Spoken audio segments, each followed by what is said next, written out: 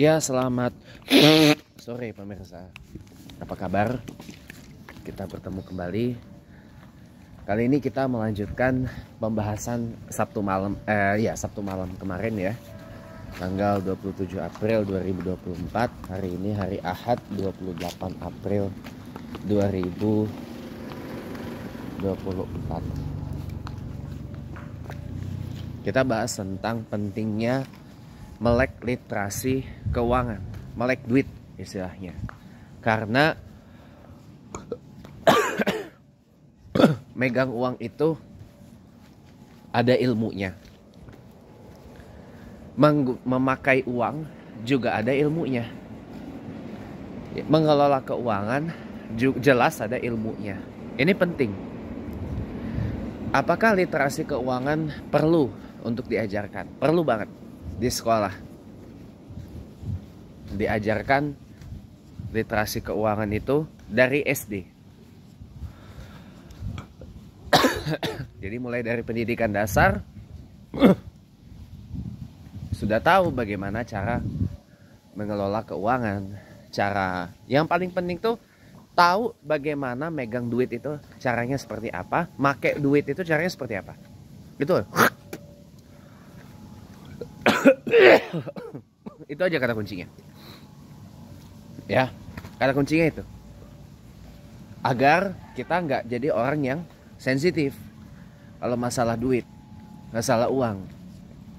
Karena kan sekarang orang banyak sensitif, orang banyak sensian, orang banyak mudah marah, mudah ngamuken, mudah ini tuh karena salah satunya tuh kan karena masalah ekonomi. Lebih tepatnya masalah uang, masalah duit. Ya kan? Tahukah Anda penyebab udahannya rumah tangga alias penyebab perceraian itu lebih didominasi oleh faktor ekonomi. Ya, berdampingan dengan faktor KDRT ataupun faktor apa yang disebut dalam bahasa Inggris itu sebagai mutual consent atau keputusan bersama. Ya seperti salah satunya karena ada ketidakcocokan atau irreconcilable differences, perbedaan yang tidak bisa direkonsiliasikan alias udah nggak ada lagi jalan tengahnya untuk bagaimana menyatukan perbedaan yang mencolok itu. Nah, paling banter itu adalah kalau nggak ekonomi, kekerasan, baru kemudian mutual consent, ya. Dan makanya megang duit itu juga ada ilmunya. Ini penting, ya, agar kita tahu bagaimana cara menggunakan uang itu dengan baik dan benar. Nah, pertanyaannya, konsep yang populer itu adalah konsep 70 banding 30, 50 30 20, atau yang lebih populer lagi 40 30 20 10. Ya. Jawaban saya dari pertanyaan kira-kira mana nih yang paling oke? Jawabannya tergantung kebutuhan lah, tergantung andanya. Karena no one fits all. Nggak ada satu yang bisa cocok buat semua, gitu loh. Tapi kalau sebagai muslim, ya kita pegangan kepada tuntunan yang ada di dalam Al-Quran aja, atau tuntunan yang dituntunkan oleh Nabi Muhammad SAW. Ya bagi sepertiga aja.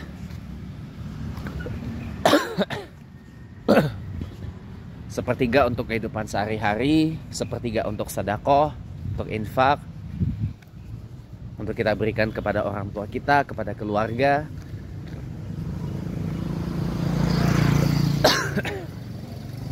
Sepertiga lagi untuk investasi, untuk bisnis, untuk dikembangin lagi itu duit. Ya sudah. Jadi itu aja yang kalau kita sebagai muslim ya, kita pegangan pada standar sepertiga itu. Ilmunya namanya ilmu faraid gitu. Nanti kita bahas deh kapan waktu ya. Atau dibagi setengah ya, setengah atau sepertiga lah. Ini bahaya banget di Innova Zenix ini, apa, karena motornya juga jalannya pelan, sementara Zenixnya ngebut. Bahaya itu. Kalau bahaya itu. Pertanyaannya yang salah siapa? Motornya apa Zenixnya? Yang salah sebenarnya kalau saya secara objektif, yang salah itu Zenix ya. Karena ngapain juga speeding di perumahan? Karena di perumahan gini kan yang aman itu kan kecepatan maksimalnya sekitar 20 sampai 30 km per jam. Ya kan? Makanya wajar kalau motor itu kemudian jalannya pelan. Nah, yang salah Zenixnya.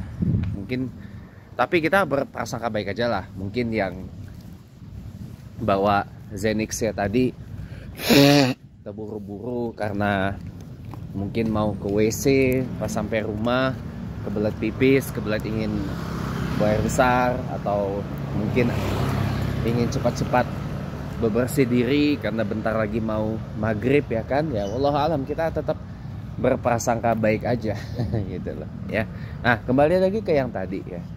Jadi penting banget untuk kita melek yang namanya literasi keuangan, atau yang dalam bahasa Inggris itu disebut financially literate.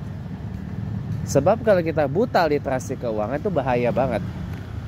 Bahaya banget, dan kita bisa-bisa makin nggak tahu cara megang duit, makin cepat kita duit datang, cepat juga duit datang, tapi cepat juga duitnya pergi. Atau kita terjebak dalam satu perkara yang sangat amat diharamkan di dalam Islam, yaitu riba.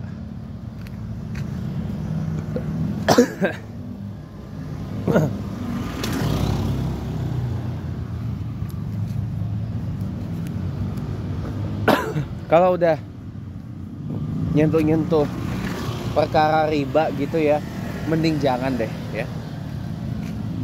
Jangan. Bukan apa-apa, dosa dan bikin hidup itu jadi nggak berkah gitu loh. Ngapain juga gitu loh. Nggak berkah hidup kalau udah mendekati perkara-perkara yang riba gitu loh. Nah, riba ini kan sumbernya kan dari nafsu kita. Nafsu kepengen punya ini, punya itu, tapi nggak ada duitnya. Jatuhnya apa? Kredit, ya kan? Apalagi sekarang, sekarang banyak banget kredit ini, kredit itu, DP sekian, dapatnya ini, ya, dapat apa segala macam. Ya dirayu oleh kemudahan dan harga yang lebih murah kalau kita ngeredit. Contoh, kita beli mobil second atau atau mobil baru, kita beli kredit, harganya itu bisa lebih murah dibandingkan dengan harga kalau kita beli secara cash atau tunai. Beli motor pun juga begitu. Kita beli motor kredit pakai KPM gitu ya, harganya akan berkali-kali lipat lebih murah kalau dibandingkan dengan kita beli motor secara cash. Beli handphone pun begitu juga, harganya akan berkali-kali lipat lebih murah kalau kita beli secara kredit dibandingkan secara cash atau tunai. Nah, ini yang menjadi penyakit kita. Mudah tergoda oleh rayuan-rayuan dan gombalan-gombalan seperti itu. Jangan, saudara. Jangan. Apalagi sekarang musimnya pinjol, pinjaman online.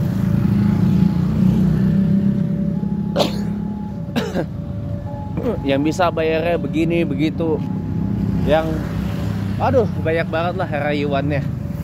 Jangan saya, jangan maksain. Kenapa? Kelihatannya aja kredit dan pinjol itu wah menyenangkan gitu, katakanlah begitu. Menyenangkan, mudah, murah, dan seterusnya. Kelihatannya, konon katanya, konon ceritanya. Tapi kan ujung-ujungnya apa? Langsang.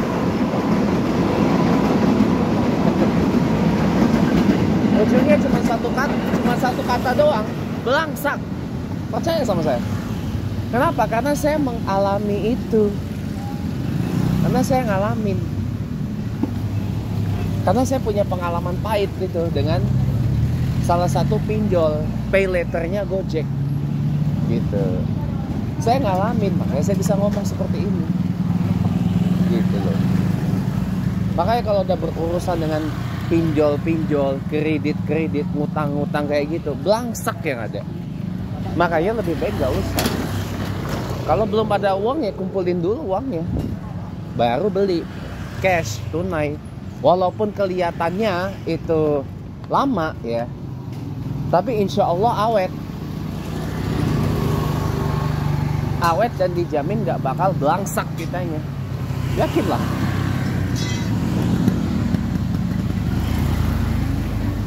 Yakin aja deh, yang penting satu kata, yakin. Tinggal pilih aja. Kalau saya sih terpulang aja. Kalau saya cuma kasih ya solusi ya itu. Tinggal pilih aja. Mau belangsaknya cepat, ya.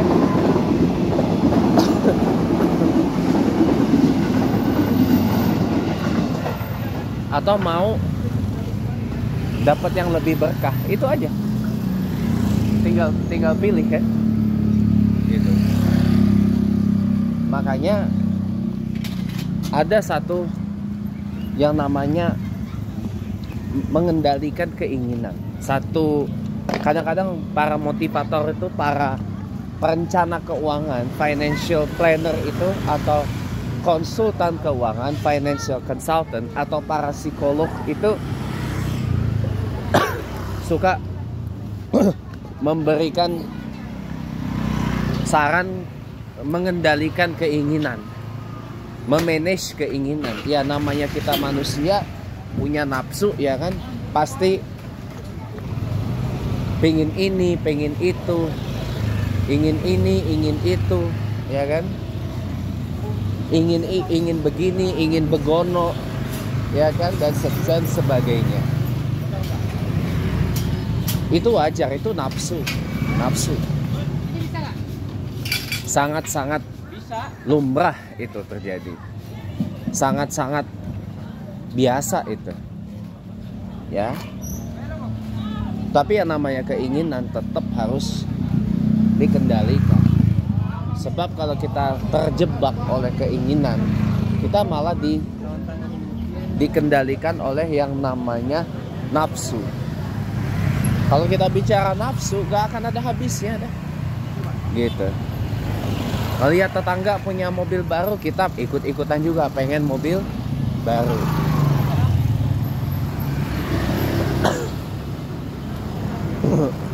Ngelihat tetangga ya kan, punya mobil apa misal, kita ikut-ikutan pengen juga. Jangan.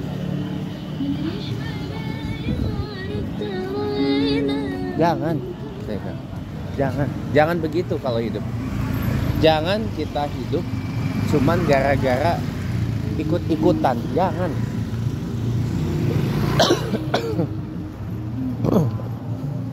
Ya. Tetangga punya iPhone, kita ikut-ikutan juga pengen punya iPhone.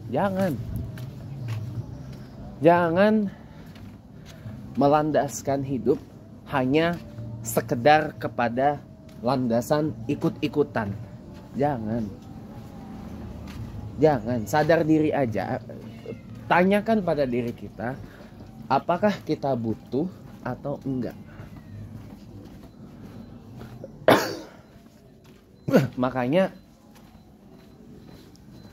kadang-kadang alim ulama kita sering mengajarkan atau sering mengingatkan kita yang namanya qanaah.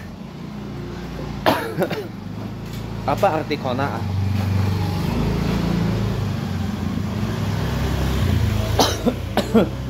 Qanaah itu artinya berkecukupan. Biasanya seperti itu. Atau kalau saya boleh dalamkan lagi, pemahaman dan pengertian qanaah itu sudah merasa cukup. Gitu loh. Sudah merasa cukup, sudah kenyang gitu loh. Kalau qanaah itu. Nah, itu yang harus kita tanamkan supaya kita tidak boros keuangan. Tapi orang boros itu pun juga karena ada alasan tertentu. Orang boros karena ini, karena atau salah satunya juga mungkin karena hobi. Ya itu kan subjektif. Kita nggak bisa turut campur lah kalau sudah seperti itu. Tetapi kalau ya kebutuhannya tidak terpenuhi, ya jangan juga. Apalagi sampai melampiaskannya dengan berhutang, ya jangan juga. Jangan, saya bilang. Jangan, hindarilah yang namanya hutang piutang. Makanya Allah itu ngatur tentang utang piutang itu dalam satu ayat panjang banget. Ada di dalam Al-Quran surah Al-Baqarah ayat 282. Panjang banget itu ayatnya. Berparagraf-paragraf itu, berbait-bait itu. Itu ayat tentang utang piutang. Al-Baqarah ayat 282. Buka aja. Ya. Anda mau buka dari terjemahannya Kemenakah atau terjemahan apa? Anda mau buka dari tafsir Al-Misbah, tafsir Al-Azhar, atau tafsir The Glorious Quran kah? Atau mau tafsir Jalalain kah? Tafsir apa ini? Semua sama kok. Menyatakan Quran surah Al-Baqarah ayat 282 itu adalah tentang utang piutang. Semua sama kok. Tinggal kaji aja. Kaji, pahamin, dan laksanakan. Makanya utang piutang itu harus kita hindari. Jadi kendaliin.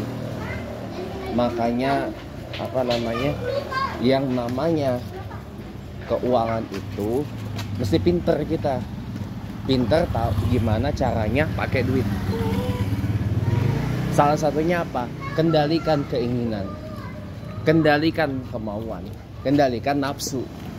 Karena kalau kita udah disetir sama yang namanya nafsu, ya tamat, cepet rungkat hidup kita. Percaya deh, percayalah.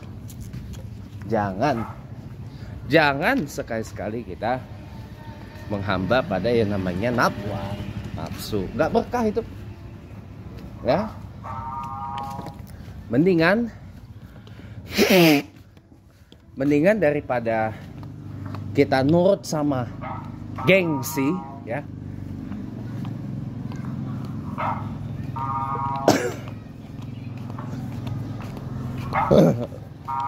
Daripada kita nurut sama gengsi, mendingan nurut sama sesuatu yang lebih rasional aja.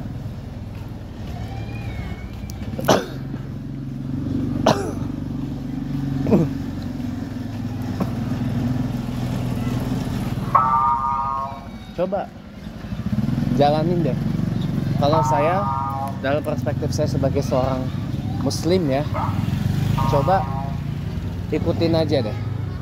Bagi keuangannya sepertiga. Ya, sepertiga kita sedekahkan, kita infakkan, atau kita kasihkan kepada orang tua, pada keluarga, pada anak, pada mertua. Ya, sepertiga kita untuk kebutuhan hari-hari, sepertiganya lagi untuk apa gitu misalkan, untuk investasi, untuk bisnis, sepertiganya lagi untuk untuk masjid misalkan. Itu. Jadi insya Allah berkah hidup kalau sudah begitu. Apalagi kalau kita gunakan sepertiga dari uang yang kita punya untuk masjid, jauh lebih berkah. Ya mudah-mudahan ada manfaatnya. Jadi sekali lagi ya, supaya kita nggak jadi orang yang sensian terhadap uang, belajar bagaimana cara kita mengelola duit. Belajar, kenapa? Megang duit, megang uang ada ilmunya. Mengelola uang ada ilmunya. Memakai uang ada ilmunya. Tinggal bagaimana kita mau mempelajarinya atau tidak. Gitu. Ada ilmunya semua. Dan satu yang paling penting, kita harus bisa sangat-sangat membedakan mana yang namanya kebutuhan dan mana yang namanya keinginan. Mana yang benar-benar kita butuh, nafsu, dan mana yang tidak kita butuhkan. Satu lagi, tanamkan yang namanya qanaah. Qanaah itu sudah merasa cukup, sudah merasa kenyang. Itu penting. Allah alam bisawab, mudah-mudahan ada manfaatnya. Ya, jadi sekarang karena saya di masjid banyak anak-anak ya. Jadi saya sudah dulu sampai sini. Nanti saya akan buat bagaimana anak-anak di masjid itu harusnya bagaimana. Terima kasih, selamat sore teman-teman. Insya Allah kita jumpa lagi.